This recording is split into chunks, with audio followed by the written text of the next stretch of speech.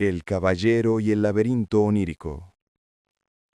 No canta esta balada de ser varia en el fuerte, ni de justas ganadas bajo un sol de mediodía, sino del caballero que, al entregarse a la muerte del sueño, combatía su peor cobardía. De día, era una estatua de acero y de entereza, su yelmo coronado de plumas de halcón real, mas cuando la vigilia perdía su firmeza, se hundía en las arenas de un reino abisal. No eran dragones de fuego los que ardían en su mente, ni huestes de sarracenos que asediaran su valor. Era un bosque sin sendas, un eco persistente, un castillo de espejos que imitaban su temor. Soñaba que su espada, forjada para la gloria, era de frágil vidrio que al aire se quebraba, y cada esquirla aguda contaba una memoria, un fallo inadvertido que su alma desangraba. Soñaba con su amada, Lady Isolda la pura, mas su rostro en el sueño se volvía un enigma. Le hablaba en una lengua de arcana desventura, marcando en su mejilla un olvidado estigma. Soñaba que su corcel, de estampa tan bizarra, galopaba sin freno hacia un hondo precipicio, y él, tirando la rienda, sentía que la amarra era un hilo de araña, un fútil artificio.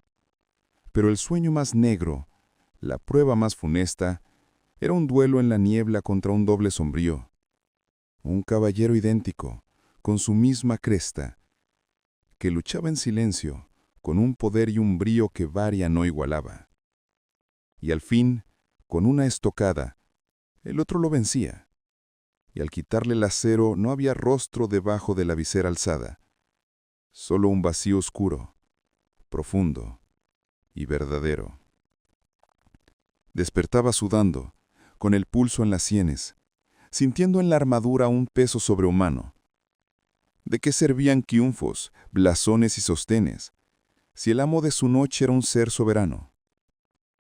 Cansado de la lid que no otorga laureles, no buscó a un hechicero ni un bálsamo sagrado.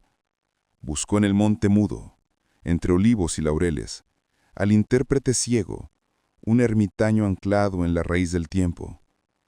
Y le contó su pena, el mapa fragmentado de su alma en el sopor.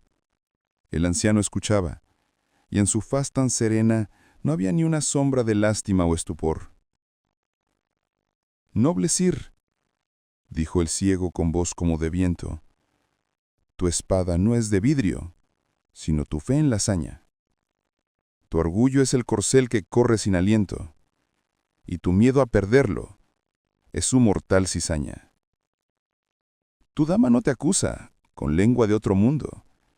Es tu propia conciencia, que teme no ser digna de un amor tan completo, tan vasto y tan profundo, y proyecta en su rostro tu culpa más indigna.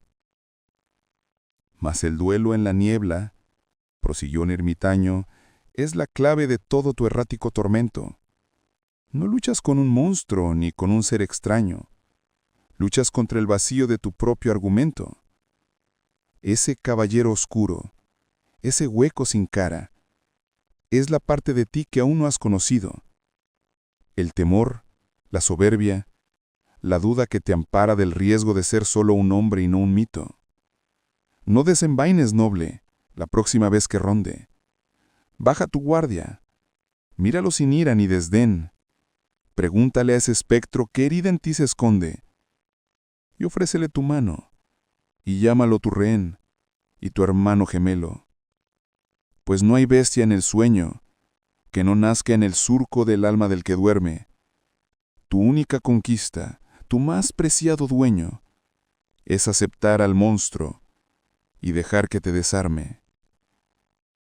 Volvió Sir Varian al mundo, a su guerra diurna, mas esperó la noche ya no con pesumbre, sino como quien busca una cita taciturna para encontrar en la sombra su más certera lumbre. Y en el sueño volvió el duelo, la niebla y el acero. Mas Varian no atacó, plantó su espada en tierra, y el caballero hueco, su doble prisionero, le dijo: «No hay victoria en esta inútil guerra». El otro se detuvo, su espada suspendida, y a través del vacío del yelmo sin semblante, Sir Varian no oyó un eco, sino el son de su vida, el latido anhelante de su propio talante. No hubo abrazo ni pacto, mas la niebla cedió. El caballero oscuro bajó la arma en silencio y se fundió en Sir Varian, que al fin se comprendió, un héroe y un cobarde a un altísimo precio. Y despertó en la alba, con una paz extraña. El sol no parecía un juez, sino un testigo, pues la gesta más grande, la verdadera hazaña, es batallar de noche y hacerse de uno amigo. El metal de su arnés ya no era una segunda piel, ni una jaula de orgullo que ocultara su esencia.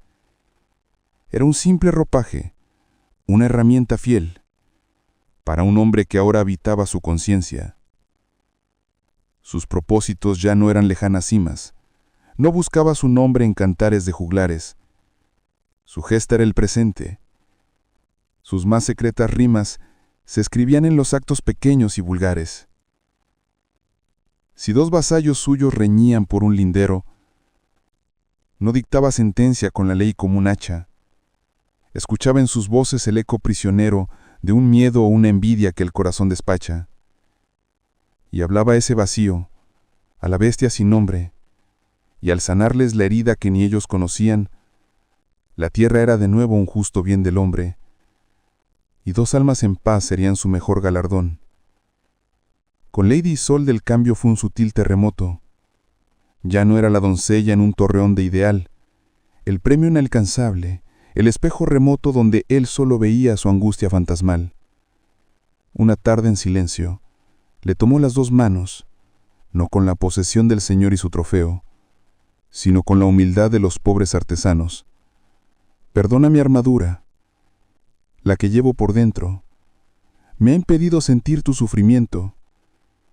Y ella vio en sus ojos no al héroe de la gesta, sino al hombre que al fin regresaba de la siesta de su propio espejismo. Y en un beso sin prisa, se encontraron dos almas, ya sin ninguna grieta. Con sus hombres de armas, su noble mesnada, su voz ya no era un trueno que exige y que intimida. Aprendió a preguntar, a escuchar la callada opinión del escudero, a valorar la vida que hay detrás de cada visera. Comprendió que el coraje no es solo arder en furia en el fragor guerrero, sino el miedo que avanza, cumpliendo su menaje, y honró esa valentía con un respeto austero. Un día en un torneo lo retó Sir Morvan, un caballero joven de orgullo desmedido. El viejo Varian habría hecho que lo horadaran con su lanza más fiera, por necio y atrevido. Mas el nuevo Varian, mientras justaban, vio en la furia del otro su antiguo desamparo. No buscó derribarlo. Con maestría esquivó, y en un cruce de aceros le susurró bien claro: «Veo en tu acero el eco de mi antigua ceguera. Buscas vencer a un hombre, mas tu enemiga fiera cabalga en tu montura. No la alimentes más». Y al decirlo, bajó la arma, ofreciéndole la paz. El joven confundido detuvo su embestida. Vio no a un rival vencido, sino un hombre completo. Y en esa extraña tregua, en esa lid rendida, nació un mayor milagro, el mutuo y hondo respeto.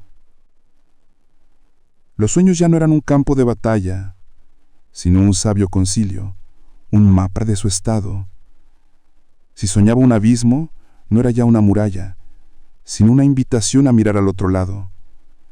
Si un monstruo aparecía, no era para darle caza, sino para entender qué verdad representaba. Su mente era un castillo, que no era una amenaza, sino el reino sereno que al fin en él reinaba. Y así Sir Varian vivió, ya no buscando la gloria que se escribe en los libros con sangre y con acero. Halló la paz al fondo de su propia memoria, siendo de sí el vasallo, el rey y el consejero.